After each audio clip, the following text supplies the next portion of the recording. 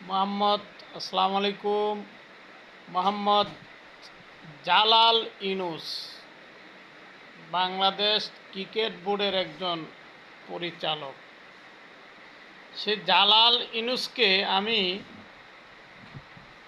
Cricket খেলা যখন বুঝি, বয়স যখন 8-10 বছর, তখন থেকেই দেখি যে এই জালাল ইউনুস ক্রিকেট বোর্ডের পরিচালক হিসাবে আছে। তারা কি অবসর যেতে পারে না? এখন আমার বয়স 42-43। সেই জালাল ইউনুস এখনও ক্রিকেট বোর্ডে আছে। তাদের একটু কি অপশন নিতে মনে চায় না যে নতুন কেউ আসুক, এসে সেখানে তারা ভালো করুক? এবার যে ক্রিকেট বোর্ডের যে মিটিং, আমি মনে করি এই মিটিংয়ে প্রধান নির্বাচক থেকে আরম্ভ করে, প্রেসিডেন্ট থেকে আরম্ভ করে, কোচ তো আছেই, সব কিছু পরিবর্তন হওয়া দরকার। বাংলাদেশের বিদেশি কোর্সের উপর নির্ভর করে। একবার বাংলাদেশের দেশি কোর্স দিয়ে দেখেন না।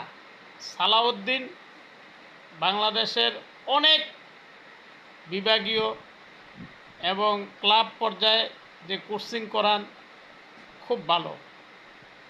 এমনকি বাংলাদেশের অলরাউন্ডার সাকিব আল হাসান, মুশফিকুর রহিম, মাহমুদুল্লাহ রিয়াদ, তাদের মতো ব্যাটসম্যান খেলোয়াড়রা ওই সালাউদ্দিন কোচ হিসাবে তার কাছেই যায় খেলা শেখার জন্য। তো সাকিব আল হাসান, মুশফিকুর রহিম, মাহমুদুল্লাহ রিয়াদ, তামিম ইকবাল, তারা যদি তাদের টেকনিক শেখার জন্য সালাউদ্দিন স্যারের কাছে যায়, তাহলে কোচ হলে সে কাদের কোচ হবে? তাদের নিচু যে খেলোয়াড় অথবা তাদের কোচ হইতে হবে।